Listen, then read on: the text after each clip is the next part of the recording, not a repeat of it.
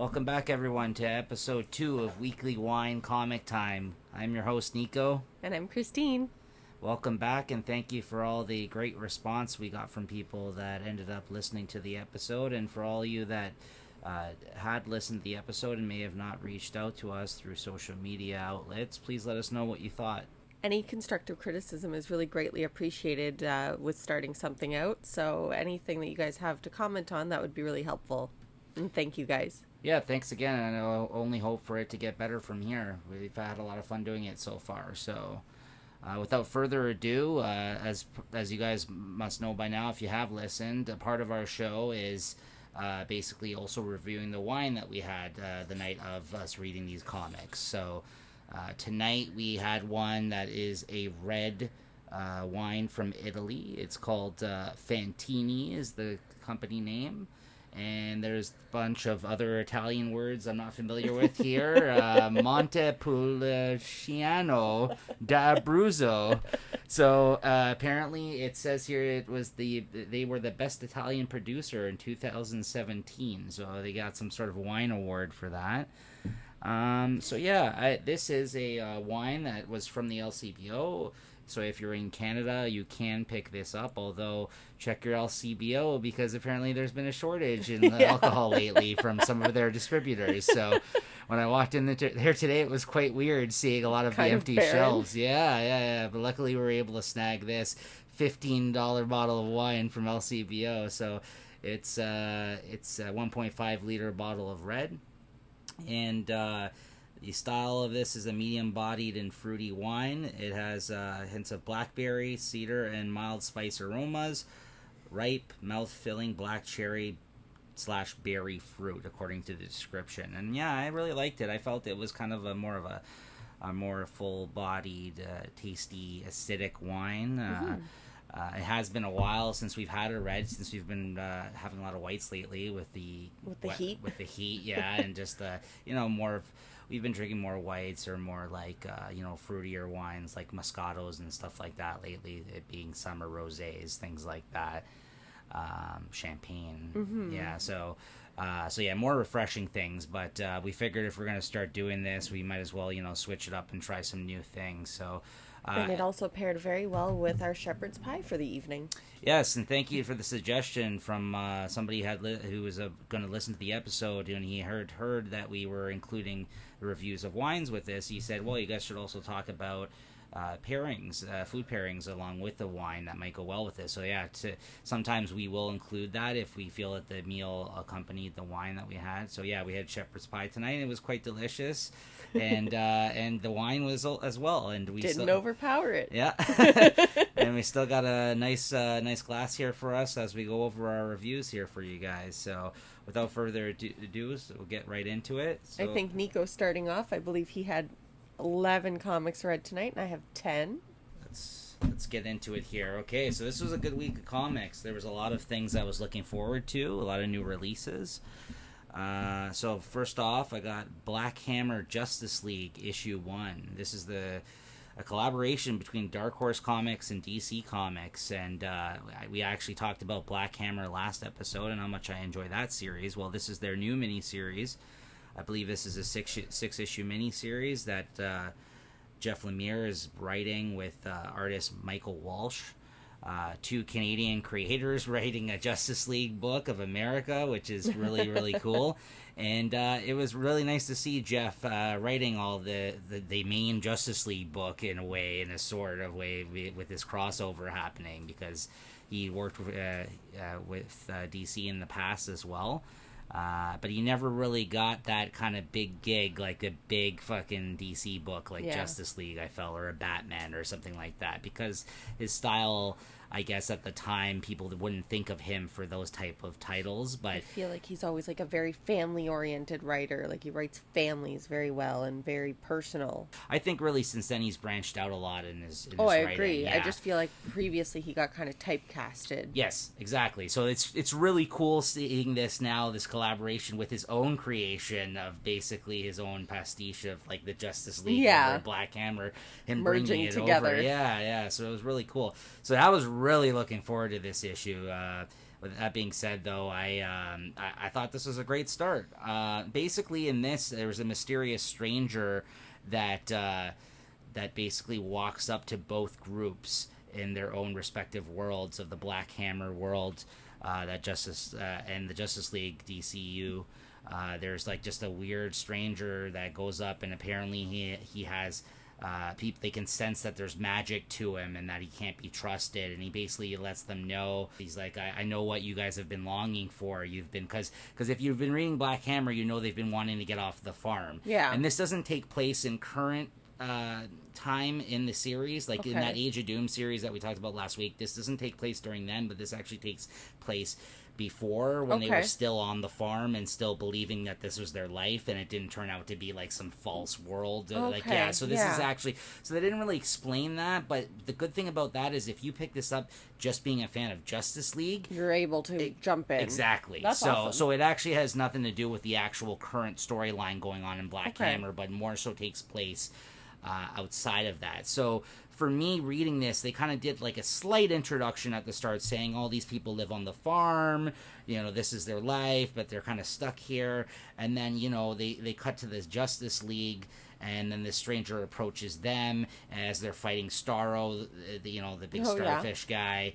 And at the same time, he basically, in both kind of flashbacks that they're showing you of how this actually occurred to both groups, he ends up switching them. So Black Hammer people end up going in the DCU, and the Justice League end up in the Black Hammer farm world.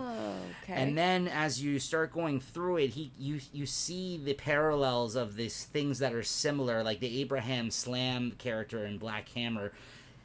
Is from a farm. He lives on a farm. Superman lives on a farm. Yes. So you see like the kind parallels. Of, yes. So you actually see like once you get to the Justice League in the Black Hammer world towards the end of this issue, they start kind of showing you how like different characters interact with each other similarly to the Black Hammer character. So you kind of start off with the Black Hammer, cut the Justice League, back and forth until the end, and then basically at the end it ends with the Justice League being stuck in the Black Hammer world. But in the Black Hammer world now, they've either been led to believe that they've been there for 10 years, or they actually also end up there for 10 years once this switch is made.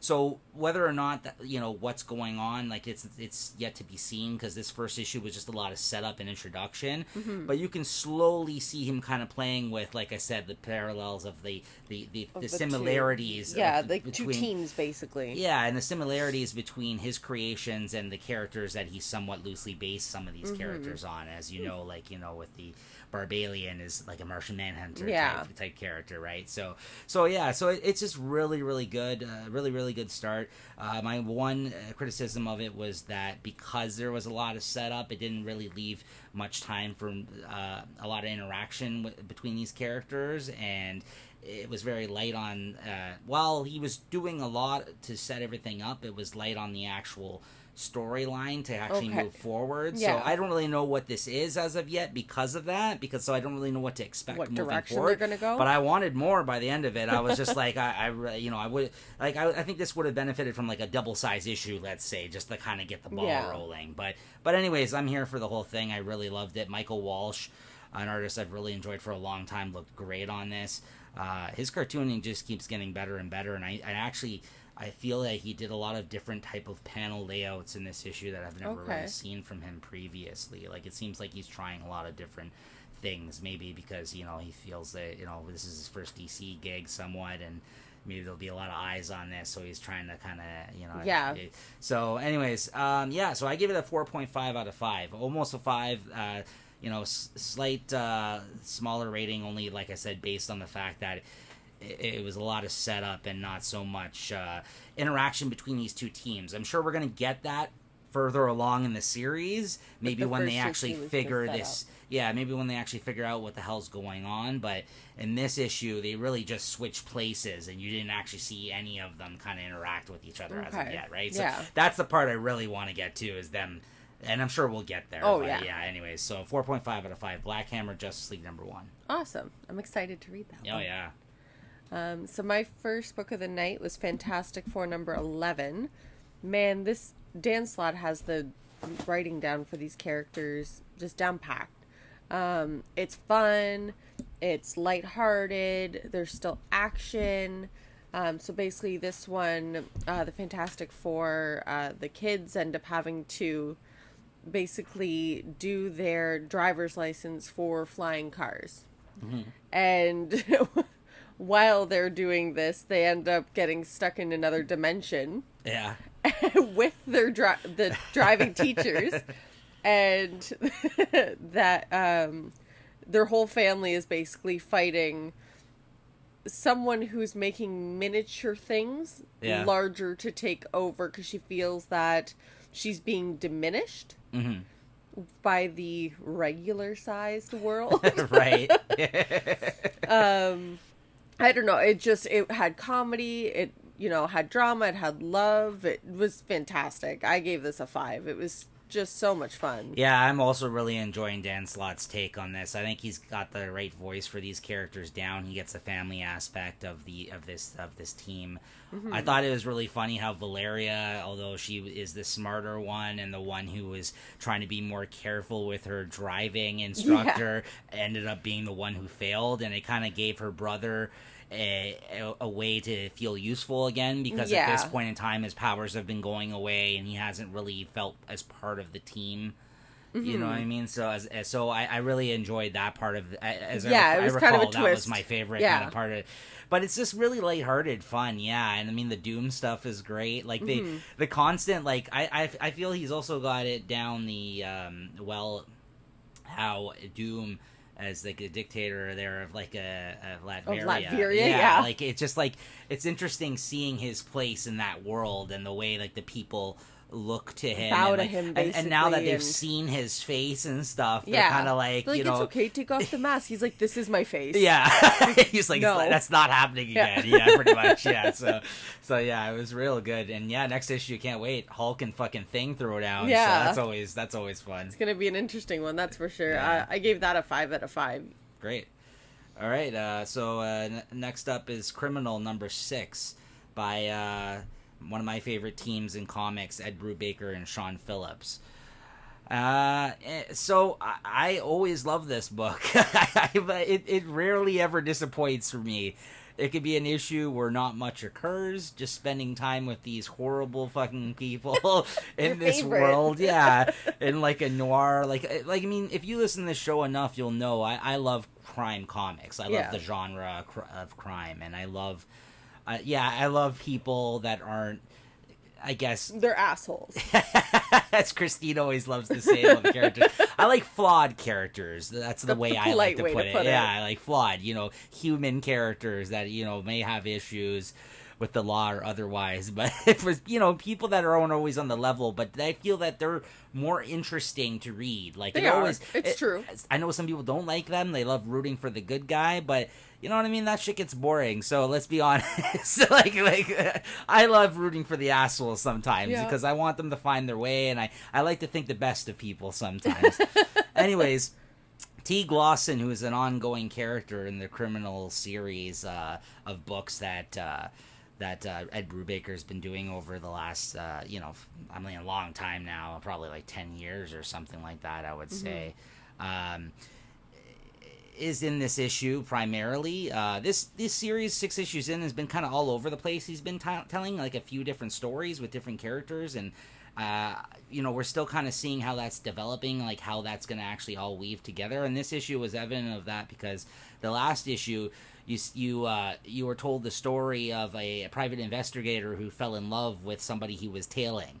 So in this issue, Teague Lawson is the one who meets this woman, and you see the other side of the story because the private investigator had actually lost her at some point towards the end of that last story, and then ends up like tracking her down in this bar. And basically when he sits there and starts talking to her, he finds out at the end of their conversation like how much he really is like in love with this woman.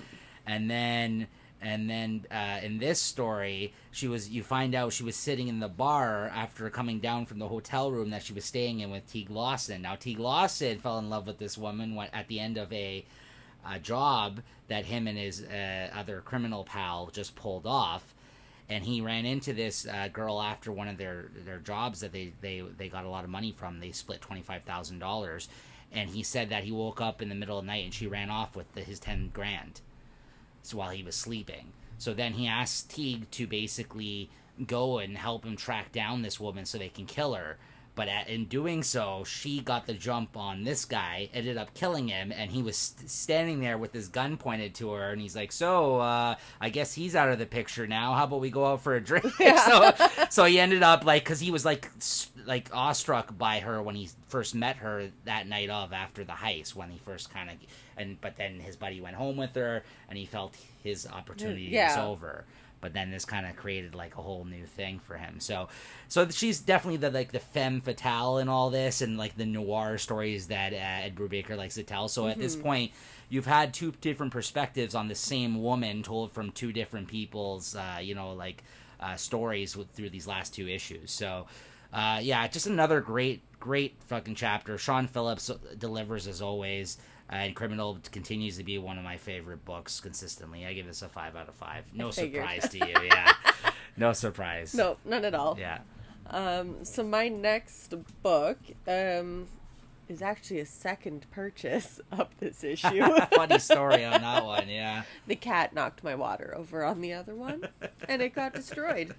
So anyways, I finally got to read this, and it was fantastic, as normal. Why don't you say the title of the book? I said Deadly Class. Oh, did you? Okay. I did. My bad. Anyways, so they're back in school now, and everyone else, because of their adventures, is kind of flocking towards them. They're the popular crowd now, and that obviously puts a wrench in the previous popular crew's whole demeanor, and they need to find a way to bring them down and take them down a peg, basically. And they plot this whole scheme, and you end up finding, like, Marcus gets almost stabbed in the back once at lunch, but he stops that, and then they go to a party, which you find out is, if you were reading this previously, his best friend Willie ended up dying. And his sister ends up trying to plot against him, thinking that he was the cause of his death. And then you see Maria ends up meeting up with Saya at the very end. Yeah, so that was the huge surprise cliffhanger part at the end of this issue that I was dying to talk to you about. So what'd you think about that she's back now? I loved it. I loved seeing her again because I love that character, but he's kind of already pulled this trick once. I know, it's true, but I'm curious to see where they're going to go. I agree, listen. I'm sure it's not going to be the same circle of events. At least I hope it's not the same circle of events. Listen, I mean, I'm not happy to see her again, believe me, and I guess that's a testament how good the book is, but I did at the same time think, we have already did this with Maria and Saya before. Not Saya, what's his name? Marcus. Oh, yeah. They've done that they've already. done the triangle before, too. Right, but, like, how many characters are going to start coming back from the dead? You know what I mean? Yeah. Like, apparently their supposed death anyways. Yeah.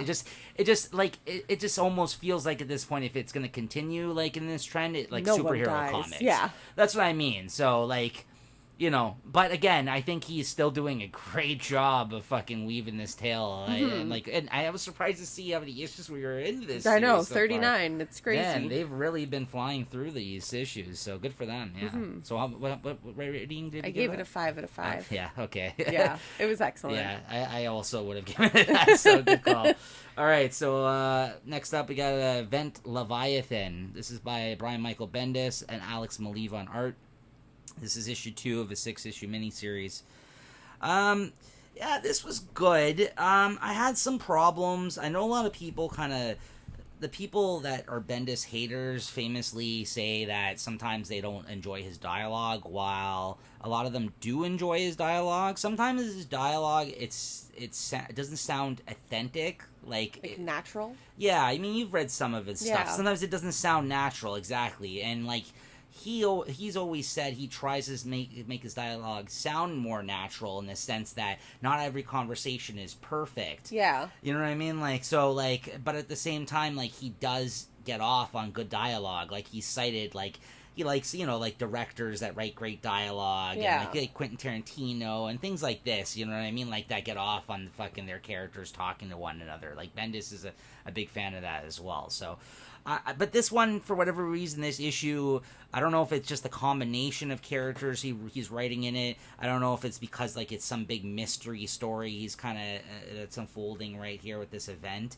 But some of the dialogue I had some issues with in this issue, or the plotting, but goddamn, the fucking art is amazing though. Alex Maleev is just fucking killing it. I mean, I've always been a fan of his, but this is like one of the first things he's ever did for DC. Now that Bendis is over there and they're longtime collaborators, just really, really good looking art.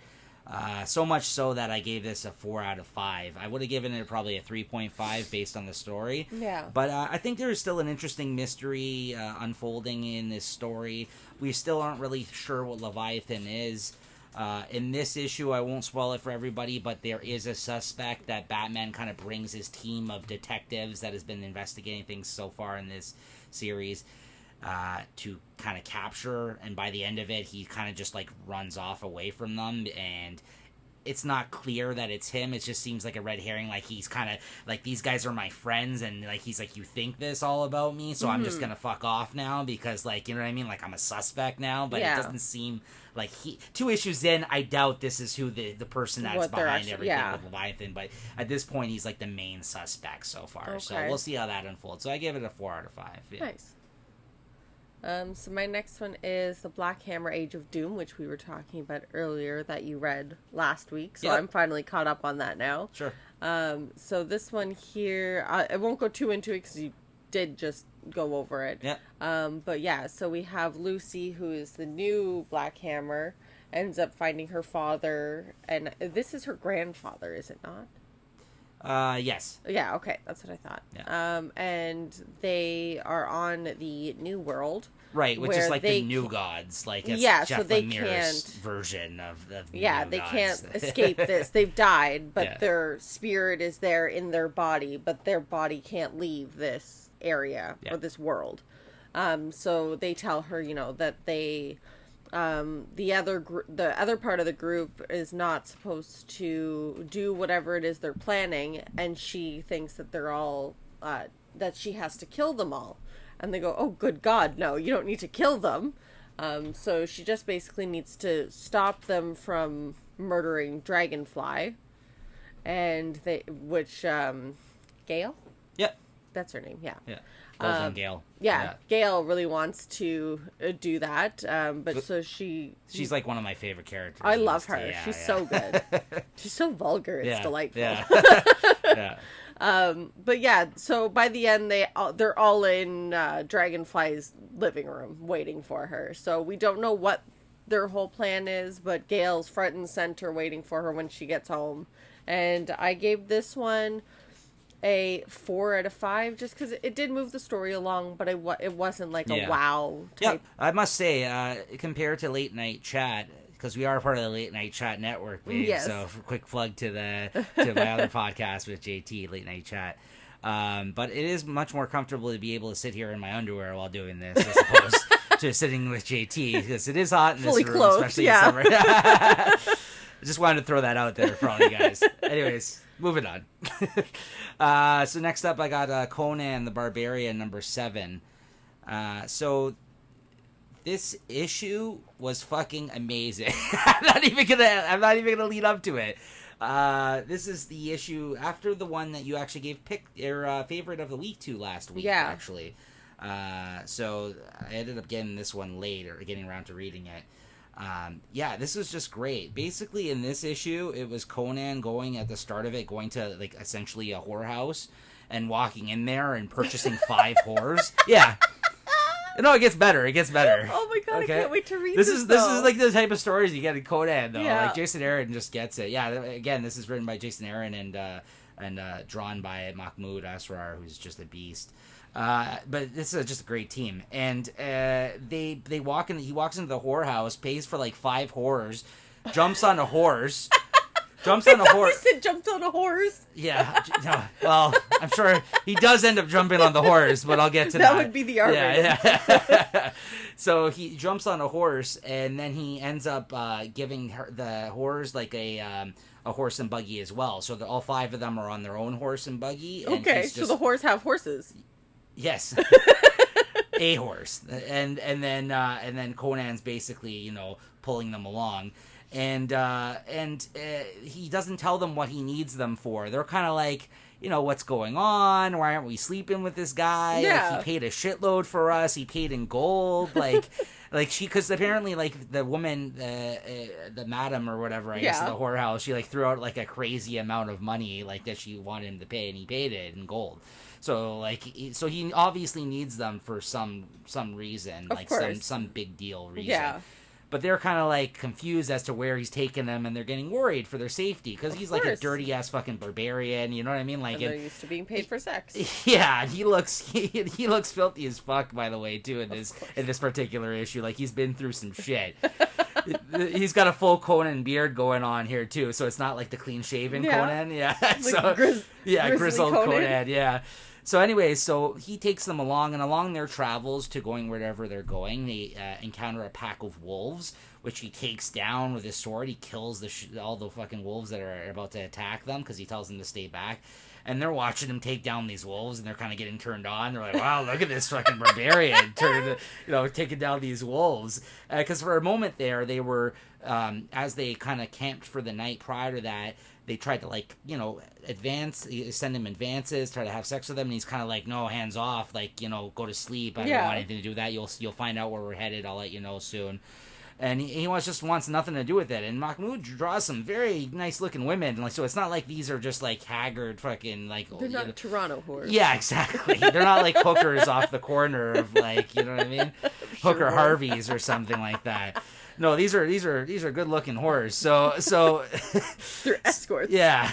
So then they finally get to their destination after traveling for some nights, where they actually grow more attached to Conan, and they end up cooking for him after they see him like defend him, and he had like the best meal he had in months, he says, and there's some conversation going. So he's slowly getting to know them, or they're trying to get him to know him for that matter, because he really doesn't talk much.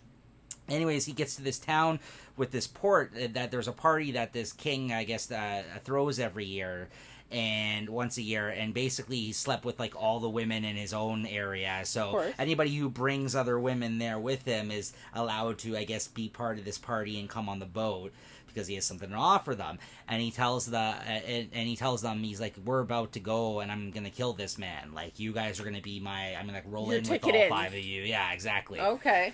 So then he goes in. They shave him up. Like, they're like, "There's no way you're going to this party looking like this, buddy." So they fucking clean him up. They clean Conan up. They go on the boat, and he starts sipping on some wine. Finds out the wine is drugged. Wakes up being hung over a pirate ship about to get fed to sharks by this king. He's like, "Oh, what? You think I didn't know you were coming? I was onto your plan a mile away, or whatever. As soon as you ported here." And anyways, while that's happening, and he has his back turned, he's talking like an evil villain over to Conan as he's like hovered over the sharks. Yeah, he's about to kill him.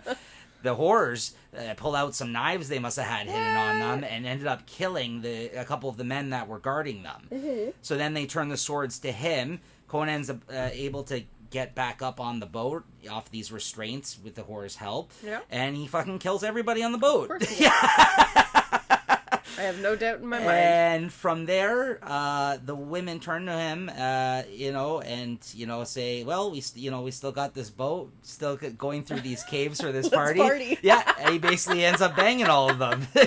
and then basically by the end of it, though, they turn around to him, and you've gotten his inner monologue through this whole thing. You know what's going on with him, but the people in the story don't. The women don't. He was doing all this for Belit, the pirate queen, who. If you've read any other Conan stories, you might be familiar with him. Was like Conan's like one true love, like some woman he didn't just sleep with on his adventures. Like, he was a woman that he would have actually had died for, and actually fought with her. And this man, I guess, did her wrong, and so he was trying to avenge her death by doing this. Anyways, it was just like another excellent one and done fucking issue of Conan, and Jason Aaron is just firing on all cylinders with this. He gets the character. And yeah, at the end you get a couple of pages like usual of those creepy ass fucking right, kids of with the the woman. yeah, Ugh. of the current situation that he's stuck in Yeah. right now, being basically tortured by these people. But Yeah. but Jason Aaron's just telling you stories of past Conan. It's like he's kind of playing with all different types of eras of Conan that he probably enjoys. He's trying to get it all out there with his one All and in his done. system, Yeah, yeah. it's just great stuff. 5 out of 5. I figured. Yeah. Sorry I went a little long on that one, but I had to tell you everything that happened in that issue. In detail. It was excellent. Hey, go ahead. So my next book is Ascender, which is a fantastic book, and this issue number 3 has not diminished its quality at all.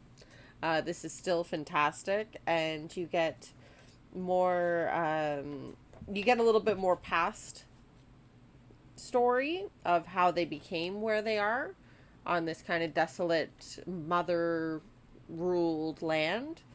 And Mother's this creepy woman that has like vampire-esque people. Like she creates almost vampires out of people, you would kind of say. I know they're not actually vampires, but that's kind of their qualities. Yeah. They bite each other and then they turn to be under her control. Yeah. So you kind of get to see the father and daughter kind of how they grew up and with the mother and how they got separated. There's dragons. They kind of go on. It's very good adventure. There's very good. I want to say sci-fi, but not sci-fi really. It's weird. It's a mix of sci-fi and fantasy. Like Ascender is definitely more fantasy than sci-fi. Like as opposed to Ascender as opposed to Descender. Yeah. Descender was much more sci-fi. But this still has a mix of sci-fi going on in it as well. Yeah, because they're kind of slowly weaving all that past stuff from the previous storylines into this series. Together. They've done it so well. Because like in this issue you got fucking vampires and dragons and this like crazy mountain ogre. Yeah. It's a lot of cool things going on. It was fantastic. Yeah. And then if you ever read Descender, then you'll know of Bandit, which is Andy's dog. Robot dog, and all of a sudden like they're in this mortal peril with this mountain ogre creature. And all of a sudden he goes, "Danger, detective, activate guard dog mode," and just obliterates him. You don't see what happens, but all of a sudden it's just gone. Yeah. And that's how the story ended. It was fantastic. This was a 5. Wow, look who's handing out 5s like candy this week. You know, it was a good week. Yeah, that's a good one as well. I agree. So Amazing Spider-Man number 25, a fucking 60-page issue, 3 times the size of a regular issue. So in a way, you could say I've read even more issues today. I had an oversized one too. So yeah, I guess since it's like one of those classic Marvel things to do with the milestone issues, 25, it has to be fucking oversized and like twice the price. So this was like a $7.99 cover price for this one. So it was well worth it though. I thought it was a pretty solid issue. You had about 40 pages of this particular issue that was the main storyline. That's just been the continuing story, and about 20 other pages were probably dedicated to the other 2 short stories they had. That's not bad at all. So the main storyline, written by Nick Spencer, art by Ryan Otley and Umberto Ramos on art, 2 main Spider-Man artists that have been drawing this run up to this point, kind of switching on and off with art duties. Between the 2 of them, it was perfect for me. Like that first 40-page or whatever many pages storyline, the main one in this, was fantastic. Like well, the greatest thing about it was that this was a great character development issue for Mary Jane. Okay. So you actually got to learn about her past, as she used to be an actor and model, and how she kind of came to terms with maybe she did miss doing that with her life, but she had so many other things going on in her life, she was unsure of what she kind of wanted to do, life, and how it kind of made her feel, like, as a result of the fame and all that, and if she was comfortable with it or not. So, like, in a way, in this one, she kind of overcomes all that, because she sees, like, an ex-friend that has made it quite big now, and she made it basically based off the fact that a role that she turned down and went away from. Like, this is what could have been. Exactly. Type of deal. So it was like a very self-reflecting issue, and as a character moment for Mary Jane. I just think Nick Spencer's been doing that. Like, he did it with Black Cat in that one issue Yeah. a little while ago. He's done it a ton with Peter so Yeah. far. Oh, yeah. And anyways, this just has just continued to be such a kind of a great run for me, and kind of very character-defining moments I think he's been taking the time out and doing in this series so far. The other 20 pages or so with the other couple of short stories, I didn't think were as good, and to be honest, it was sort of a letdown, because I would have been fine with them just leaving that part of the story in, making this a double-sized issue, and leaving it at that. Like, I didn't really think... And the other two storylines really had nothing to do with this stuff. Anything, yeah. So, like, it felt out of place. It's just a way to make money. Yeah, the art teams weren't as great on it. Mm-hmm. Like, they were, so yeah, it is what it is. As a result, though, I gave it a 4. I would have given, like, that one story a 5 if it was just based on that one story. Yeah. But since we're rating this whole issue, book, of course. Yeah, I gotta give it a 4. But otherwise, yeah, I've continued to really enjoy this run. I'm really glad to be reading a good Amazing Spider-Man series. I know, you've wanted that for a while again. Well, I mean, the series before this, the writer that was doing it, Dan Slott, who I like, it kind of petered out. He did it forever. Yeah, he did it for like 8 years or something, so like he overstayed his welcome, in my opinion. Yeah. But it was a pretty solid run when it was all said and done, but I was just looking for new kind of... You wanted something fresh. Yeah, and this certainly is, so... Excellent. Yeah. So my next one is Sea of Stars. Yeah, I want to know what you think about this one. Oh, man, it was so good. Okay, good. I'm glad you liked it. So this one, I know Nico talked about it last week, so I'm not going to kind of go too much, but, like, you have space whales, you have, like, a space... It's almost like a dragon whale, I guess, that attacks the father and son, which we talked about last time. They lost the mother, and they're grieving, and they're trying to cope with the loss. And they kind of go through. The father gets injured. Well, the kid thinks that he's dead. But then you find out that somehow, which they don't explain, the kid's able to breathe in space. And he's able to survive. Something happened to him, it seems like, when he went through that whole thing. Something changed. Yeah, something changed. Like, while he was, like, whenever they ended up both in their own places. Like, yeah, like, he was in, like, the bunker of the spaceship. And he... was looking, they had gotten all these relics from a museum that are super old, and he was holding something, so maybe something was in this relic that he had when this whole place went down, like their ship went down. I don't know, I think the creatures are really creative that they've made in this book. The art's really great. I gave this one a 5 as well. Don't feel bad. It was a good week for you. It's good. It's good. That's good. That's good. That's how, some weeks, not all weeks are like that, right? No. So, but yeah, no, I'm glad you like it. I figured, I'm so stupid, I didn't realize the fact that the name of the book is Sea of Stars, so it's technically sea creatures in space. Which like, is my favorite. Yeah, that's what I mean. And I even mentioned to you last week, I was like, there's a whale in this. And I didn't make that connection until, like, I heard someone else talk about it. I was like, oh yeah, that's why. So I'm like, what's going on? Why is there a whale here? Yeah. So yeah, no, it was good. I think for a first issue, it was pretty solid. Yeah. It sets you up pretty good to continue the story. That's for sure. Like the father at the very end, you find out is still alive, but he lands on I guess some planet or something. Yeah. You don't know if they're on the same area. You don't know if the son and the father are close. They're far. Right. But the father ends up landing somewhere where there's like, it looks like some crazy monkeys. Yeah. Almost like some distorted monkeys or something like that, or coming to attack him. Yeah, and they talk, and he can understand them. Yeah, which is even weirder. They're like, holy shit, you know what the words that are coming out of my mouth. Yeah, so I'm interested to see what happens next. Okay, so Batman Universe #1. So now this is the other storyline with big creators that was running through the DC Walmart books. I talked about Tom King's Superman last week. Now this is Brian Michael Bendis's Batman. Okay. And he with Nick Darrington on art. Now Nick Darrington I mostly know from, he did some art on the newly relaunched Doom Patrol that Gerard Way was writing the last couple of years from DC Comics. He also did a bunch of the covers for Mr. Miracle that Tom King did. Okay. So I don't have too much experience with his interiors, although I have enjoyed the stuff I saw from him.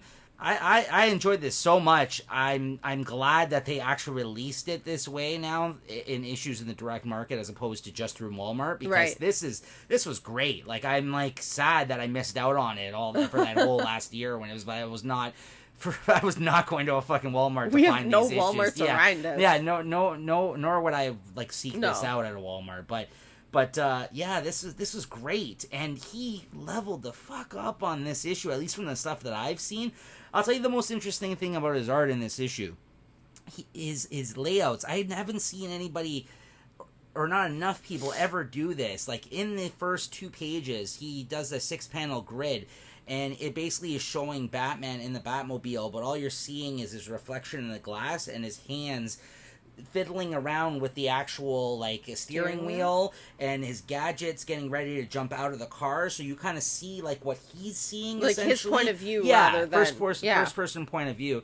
And then in the second page again, he does it with a 6-panel grid, and you see him harpoon on top of the building like an old school, like the old school Batman fucking show, where he's kind of going up the side and pulling himself up, because he's like, I'm gonna do this manually. He's like, I'm not gonna use like my really good gadgets. And meanwhile he's talking to Alfred through his earpiece, and he's like, oh no, of course sir, why would you use your gadgets? It only may save your life, or something like that, right? He's just like, that was the other thing. This was actually the right amount of funny Batman. When it's too funny with Batman, I don't love it. Yeah. But Bendis, his humor really came out in this, and it was the right amount of funniness for it was more people around him that were funny, and not really him.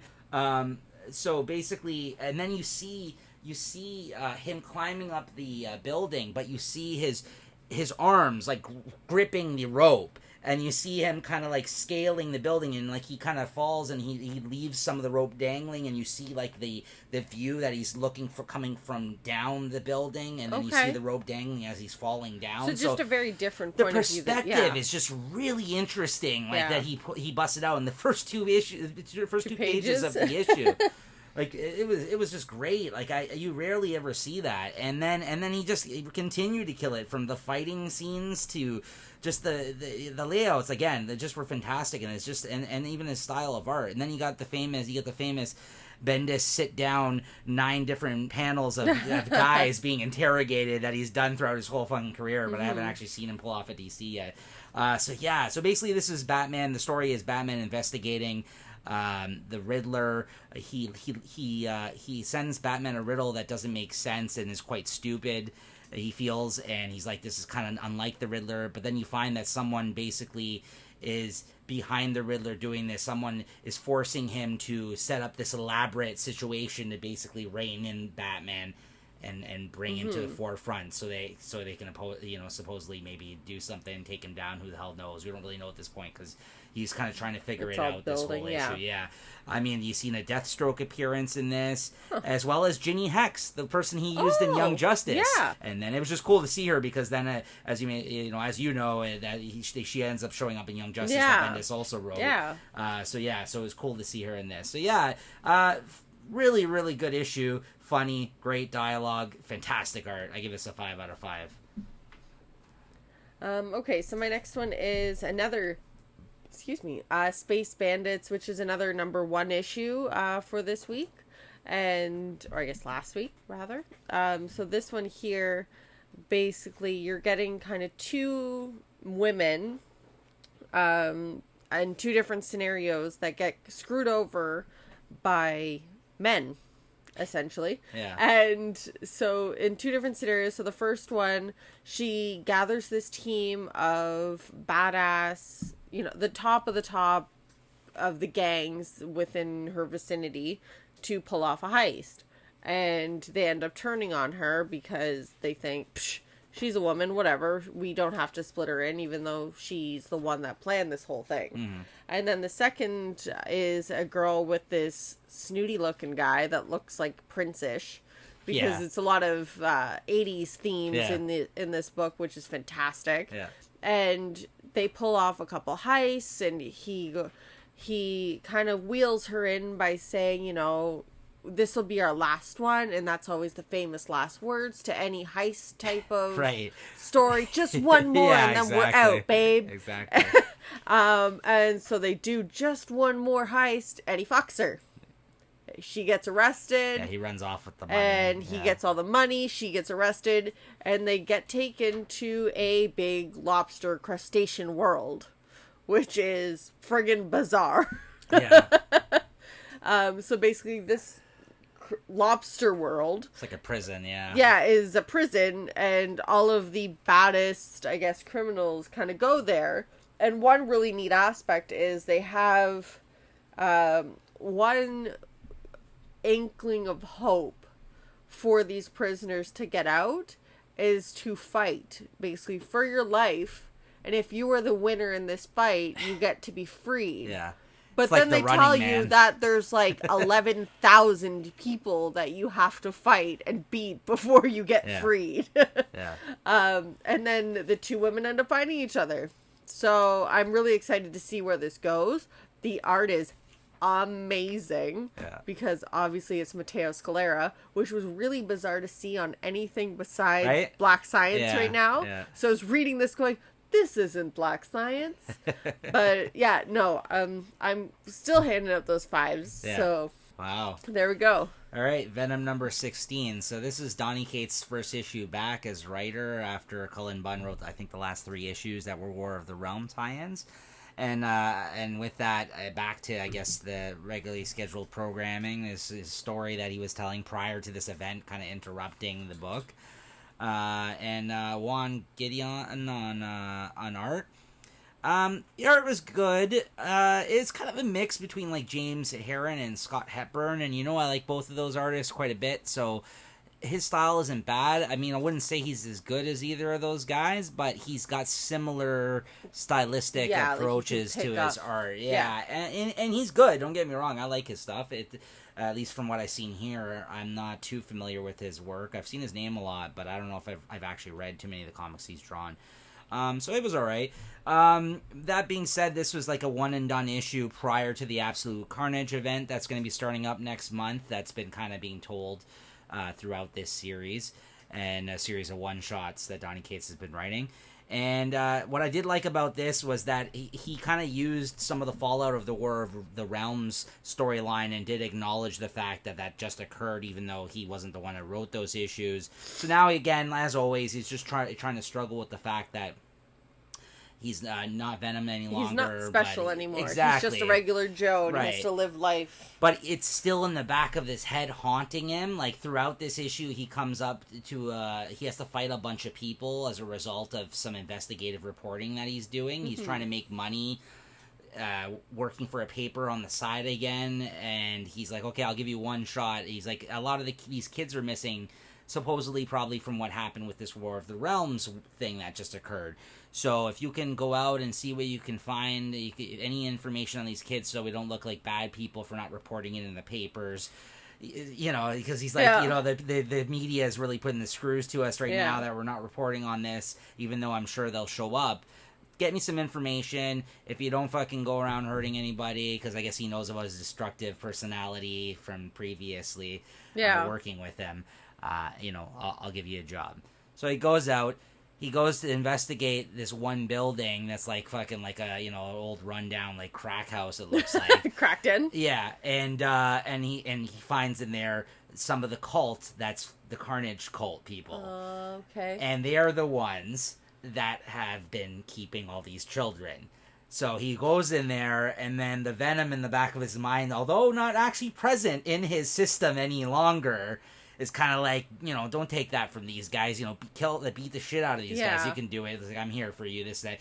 So he gets the shit beaten out of him, but he takes down, like, the whole few people that are in the room that abducted these children. Yeah. Also beats the shit out of them. But, because he doesn't have venom in him, he gets also quite a licking as a result of this. And ends up freeing all the kids and saving them, and ends up going back to his son, who doesn't actually know that he's his son. He's pretending that he's his brother or whatever. Yeah. And has a moment with him, and he made some money as a result of it. And basically, it was just, like I said, a quick one and done prior to the Absolute Carnage event. So I give it a 4. In the grand scheme of things, I'm happy to have Donny Cates back, but it didn't really add too much to the storyline that he presented previously. We're really just waiting for the other shoe to drop with that event next month. So, yeah. So my next one is Headlopper, which is it's volume 3, 4 of 4, which is also issue number 12.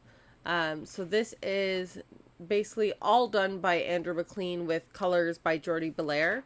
And this is always a fantastic book, but man, it gets convoluted sometimes with just the story starts to get so extravagant. Yeah. I know you just talked about it, so I don't want to reiterate everything, but right. The story gets so, like, trying to keep up with who is who and what is what, and the names are all kind of funny. Yeah. And, like, you know, you got, like, little gremlin guys, you got snakes, you got a witch head that doesn't die, and they're all shouting weird, odd noises or chants, and but it's a fantastic book. I know the way I'm saying it just makes it sound odd, but it's so good.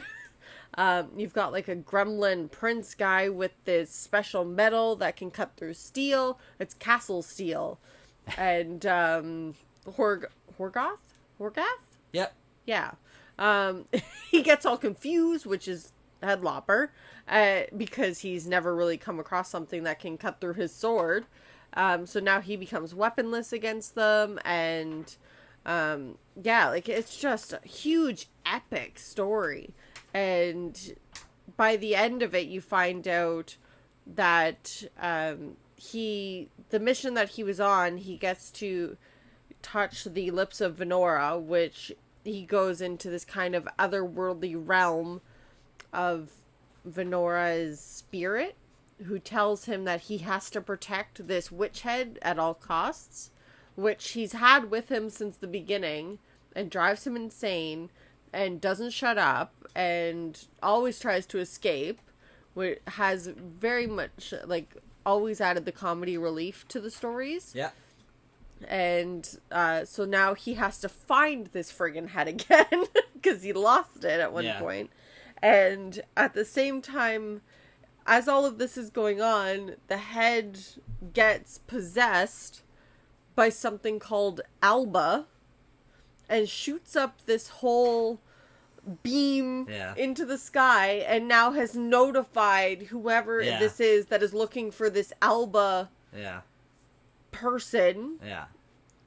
Like, that's where you left off. Yeah, it's strange. It's strange. It's fantastic. It's so bizarre, but it's lovely. And the art is great. And the colors are fantastic. Like, I love this book, but sometimes I read it and I'm like, what did I just read? It's out there. It's out there for sure. So I gave this a 4.5. Fair, yeah. For it being fantastic, but at the same time, because of the otherworldly craziness of it, sometimes I lose just a little. Well, I think you did a better job of explaining it than I did last week. I told you, I'm like, I don't really know how to explain this story, but I loved reading this. Yeah, I was just like, I don't know. You know, which is fine, but... so next up for me is Detective Comics 1007. This was the conclusion of, I guess, a 2-part storyline with the Spectre and Batman, who I love both of these characters. And this is written by Peter Tomasi, Kyle Hotz on art. Man, I wish fucking Kyle Hotz drew more comics. I mean, the art was amazing. And these 2 issues that I read, and I doubt he'll actually be on the next issue, because this storyline wrapped up, and he was just perfect for this. If he is, I'll be happy, but I don't know.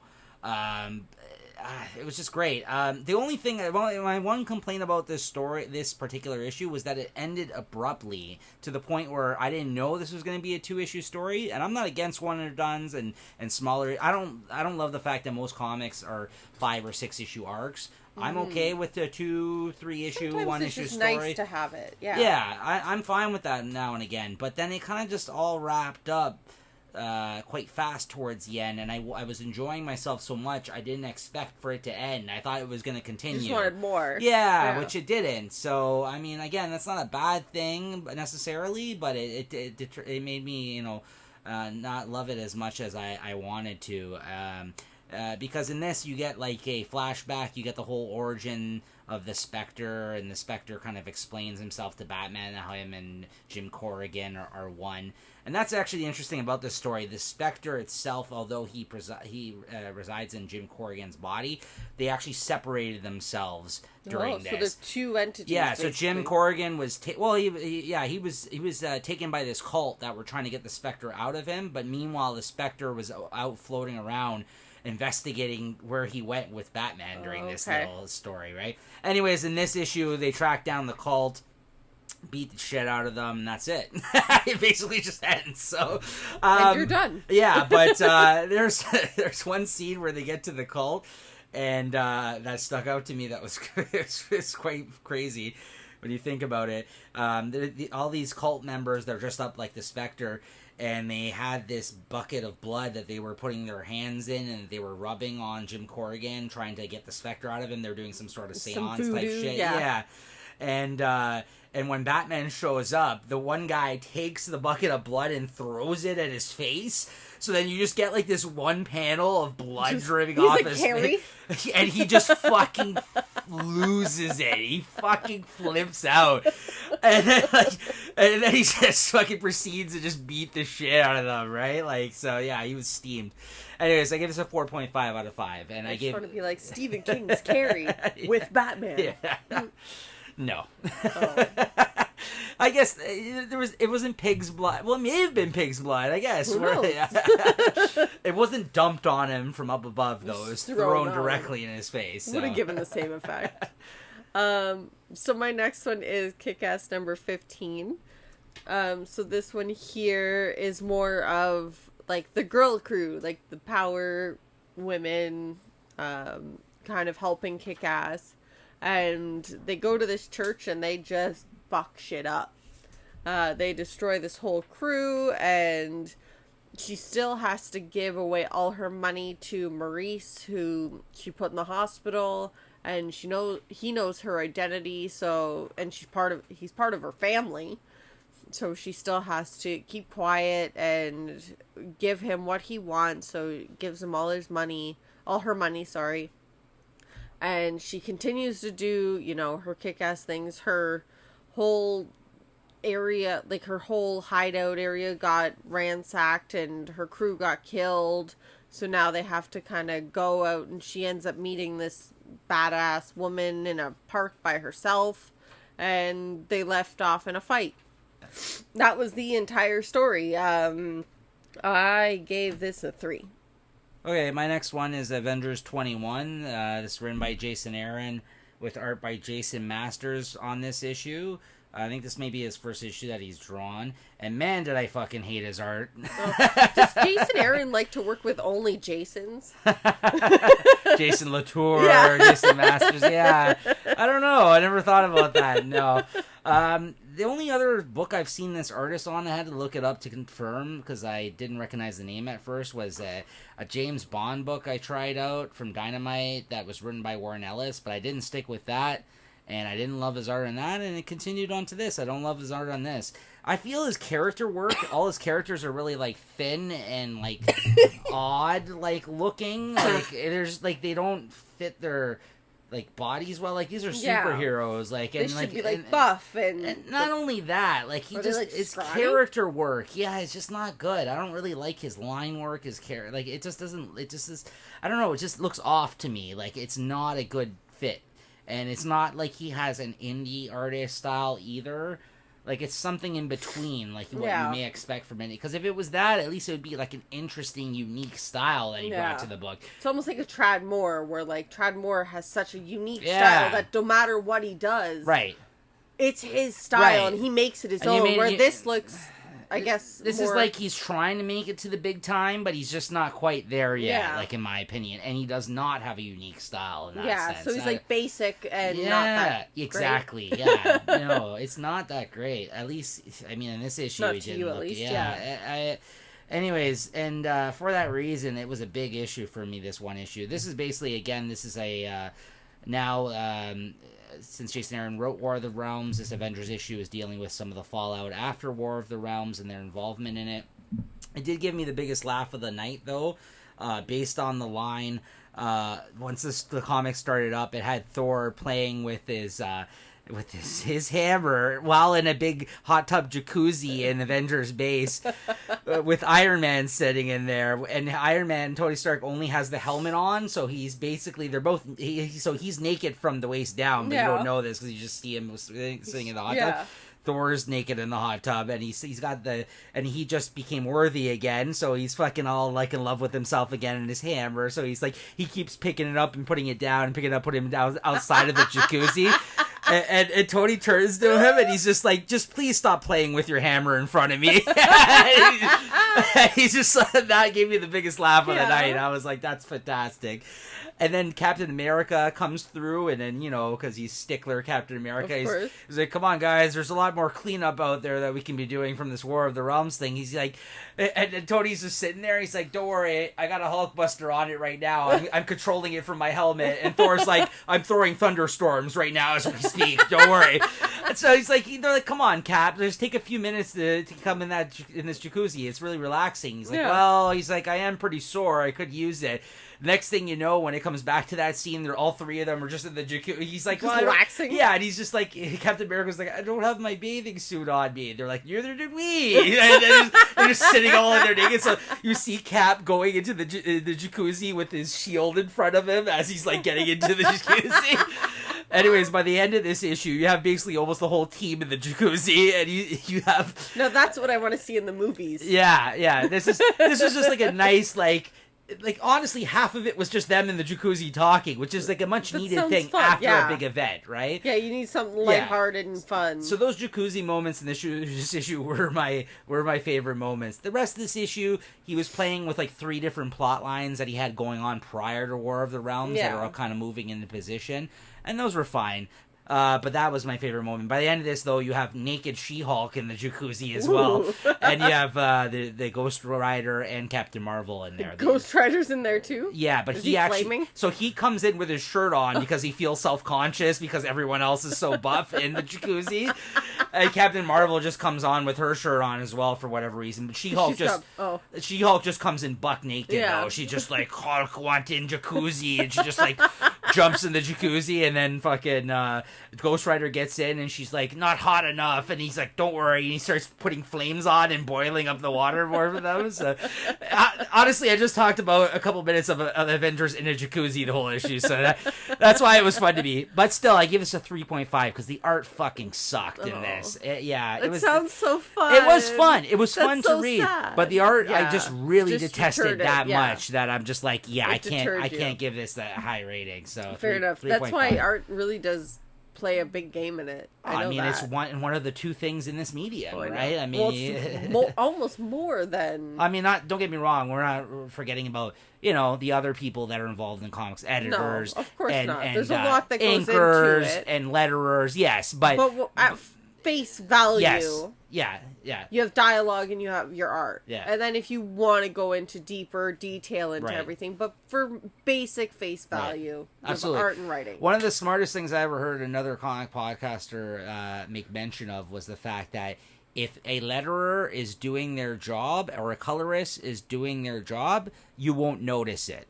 Yeah. It goes. That's where Jordy Belair. Yes, but that's what I mean. It's when those things glaringly stand out because you're like, something's not right here, that they're very apparent that they're not doing a good job. There's not a big flow in the creative team. Exactly. Yeah. But I know it's like, it's somewhat insulting to say, but it's the truth. Yeah. If everyone is doing their job on that end, you're not going to notice it unless you actually take the time to maybe... really nitpick it or something. Exactly. But if you're just doing what we're doing, reading through it, taking it for face it's value. Art and story. Yeah. And that's your main 2 that we're not kind of they're the storytellers. diving deep into Artists it. and writers are the storytellers, essentially. And then the other ones are like servicing the story. Yes. Yeah, exactly. So my next one is Sonic the Hedgehog, number 18.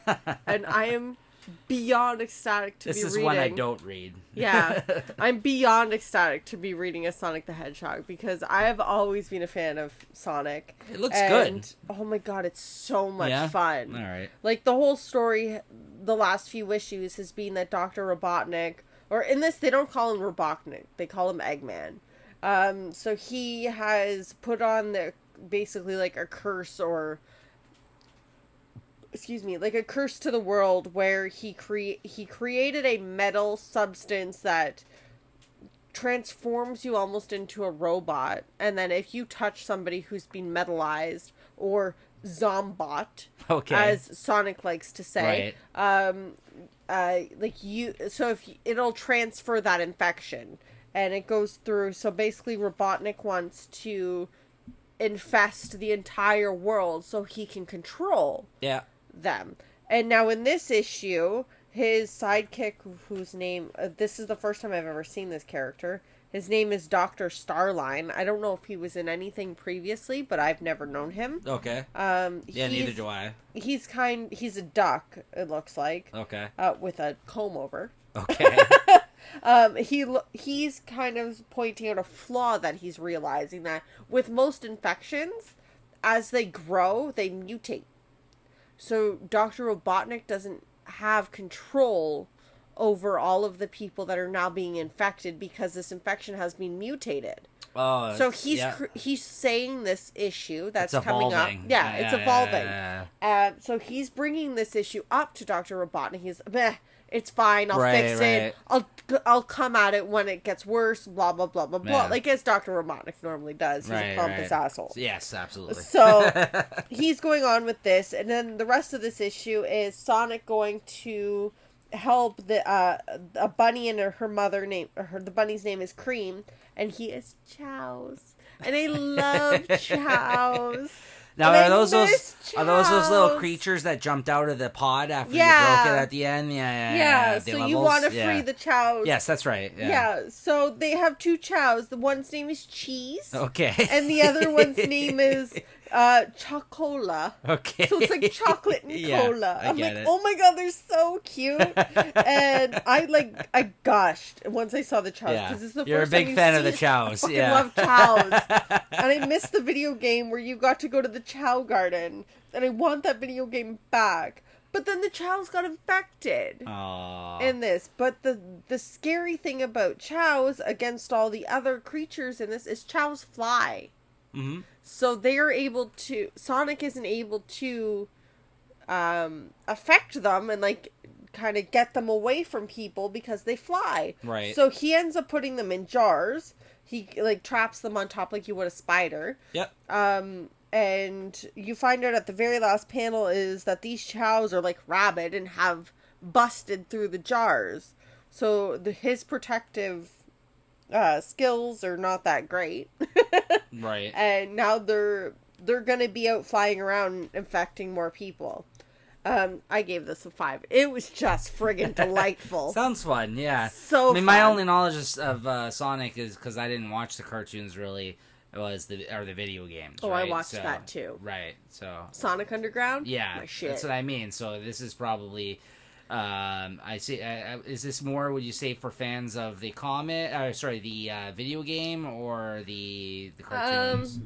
Little both. I'd say a little both, but if you were more into Sonic than just the video games, you'll probably get more out of it. Okay. Because I've also read Sonic Universe, and like I've read more Sonic than just this. Right. So yeah. It's an overall. If you're a fan of Sonic, I've heard it's good. Yeah, then you'll enjoy this from other people than you. Like I've heard it's good. So it's fun. It still has some kind of actual issues in it and stuff like that. Right. It's not just like we're all friends. Right. Well, that's good. So next I got Superman by Bendis, Ivan Reis on art, and Brandon Peterson. This was a decent issue. This is basically, in this issue, you get a flashback for majority of the issue of Jor-El on Krypton. Basically, leading up to this point, he had told Superman Clark that his son, that he was not responsible for Krypton blowing up after all, and it was more of this Rogal Zar character who is the bad guy in this series so far. He's that weird looking monster. Yeah, right? Yeah, who's basically like a Doomsday type character. Yeah. And so then in this issue you actually spend most of this time during a flashback with Jor-El back on Krypton, when he was kind of trying to, as the story unfolds, and trying to show you his perspective on things, and how he may not have been the one responsible, but it was more like a council of people and Rogal Zar that may have convinced them to basically do away with Krypton, and, you know, playing with a little bit of what we know, like devil's advocate kind of deal, almost. No, not really. No, he's kind of playing between the raindrops of what we do know, and trying to find like kind of a place to fit in his take on Superman and his story without changing too much, but at the same time trying to look at it a different way, and try to say maybe everything we've known so far isn't the way it played out, like, essentially. Yeah, like, this is another possibility. Yeah, almost. so we'll see what happens, but as the story's been progressing, it's been quite interesting. And then at the end of the issue, you have basically Superman confronting his father and saying, like, all this time I've thought one thing of you, and you're trying to sit there and tell me this whole time you were dealing with this secret group, planning things behind their backs, and you're not the bad guy somehow, because I guess he was part of a council that was kind of operating from the shadows, who may have turned on him, which is why him and his son and everybody in this book has been attacked. Like, the House of El has been being attacked in this storyline so far, and because they're trying to cover up all the things that he knows, like all the dirty secrets that he was part of as well. Mm-hmm. And so it looks like he was framed in making people think like he's the reason that Krypton is gone. So anyway, so it's an interesting take, I will say. Not being like a huge Superman guy until very recently with trying out some of his comics. This worked for me so far. I don't know how longtime Superman fans might feel about this, or people that, again, hate on Bendis. Yeah. But I like it. I give it a 4. It's funny how he's also writing Action Comics, and for a while, Action Comics was the one I preferred over Superman, but now I think it's actually swinging the other way, and I'm preferring Superman a little bit more over Action Comics at the moment. Okay. I'm still liking them both written by the same guy. But one's just swaying a little more. Yeah. I like the current storyline going on in Superman, so, nice. Yeah. So my last comic of the evening is Invader Zim number 44. To start off, I cannot believe that this book has gone on for 44 issues. Yeah, that's pretty and crazy. I ain't mad at it. Yeah. So if you were... you've never read it. I read the first little bit. You read like the first 2 issues. Yeah. If you were ever a fan of the show, which I was actually late to coming, Niko actually showed me the show. Yeah. Somehow I have never watched this previously. I was very surprised you had it. I know this embodies everything I enjoy into one thing. Even your age group, I'm surprised you never came across this, because this is even more so, like, this would have been on again, this aired in the States, I think, mostly on Cartoon Network. We didn't really get it here. No, not at that time. But still, you were in the right, like, because you're a few years younger than I am. Yeah. Like, you were in I don't know, I just missed it or something. Yeah, like, even me, because when I discovered it, I was probably past the age range that the demographic for this show would have been. But you still ended up seeing it. Yeah. But yeah, I don't know. I didn't catch it when I was younger. I didn't know what this was, and I'm so fucking happy that I know it now. This is the most ridiculous goddamn story of character, or not even a story, like, because it's not like a through line. They have, like, they're one and done issues.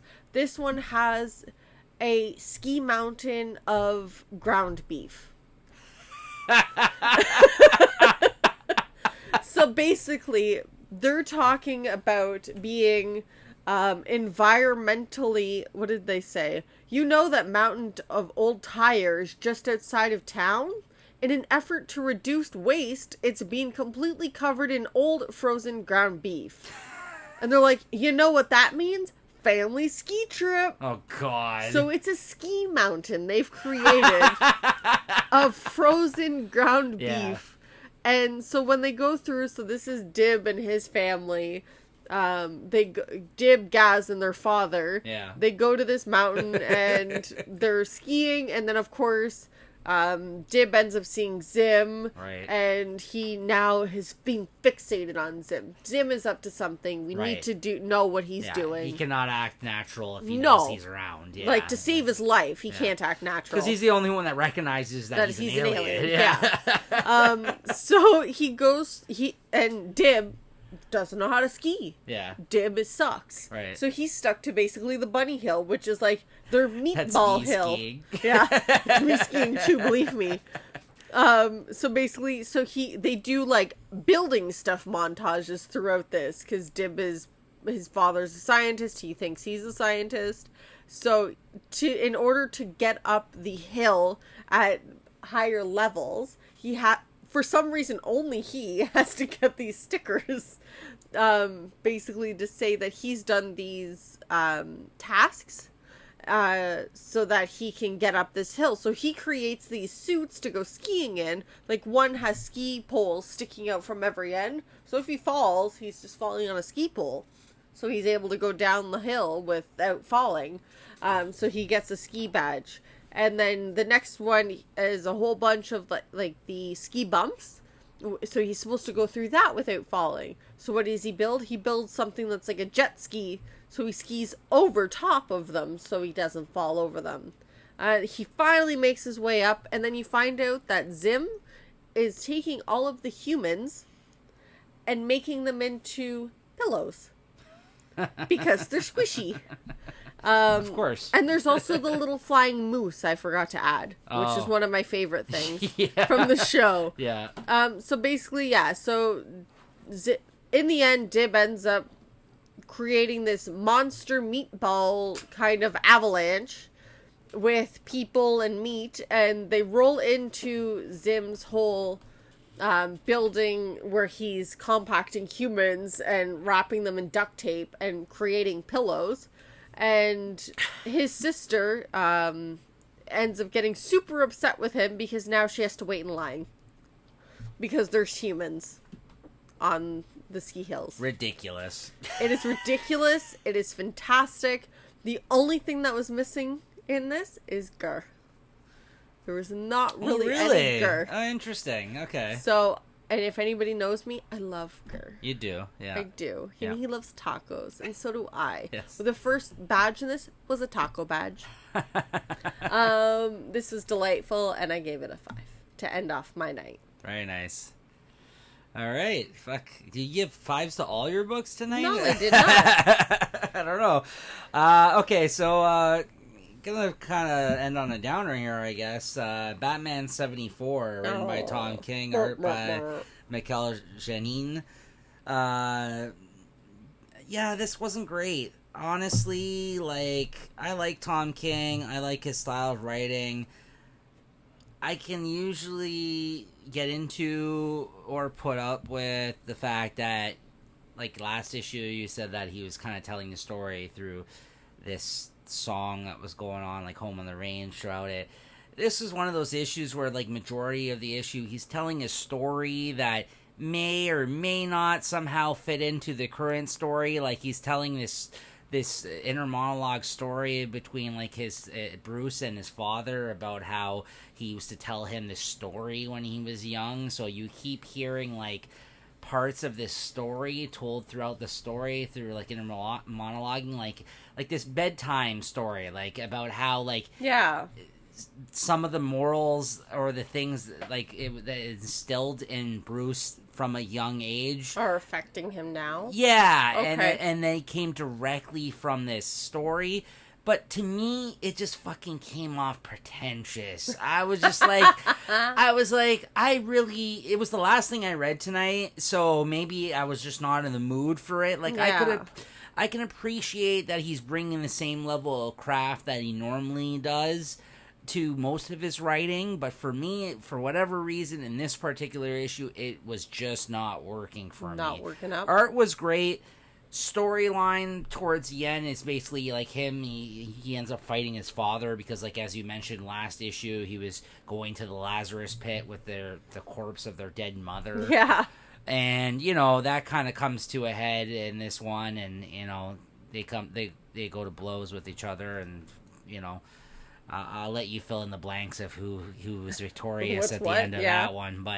But yeah, it's just like, I was just like, I don't really need to know all this other shit. I don't really know what this has to do with the story. So it just kind of aggravated me. And like I said, it came off a little pretentious. So for me, I gave this one a 3.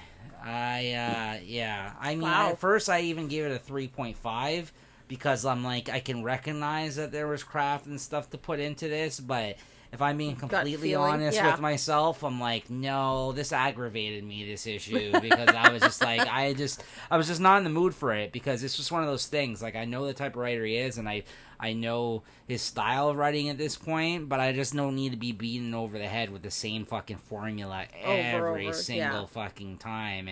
And he doesn't do it every time, but for whatever reason... Lately, it's been... this issue, I was like, apparent. I tell me a story, not fucking some moments told with some other shit that I could care less about. Yeah, sorry to end on a downer. I know. It's like, I was so pumped, and you're like... I maybe should have looked through my pile a little bit better and not put that last. That was my lowest rating of the night. Anyways. Well, to pick things back up, we're going to pick our favorites of the week. That's right. You want to start? Yeah, I had a hard time picking because wow. I had a lot of 5s. I'm surprised. This is your pick right here in front of us? But to go with my gut, and I had a hard time. I was sitting here kind of like hemming and hawing and stuff. Yeah.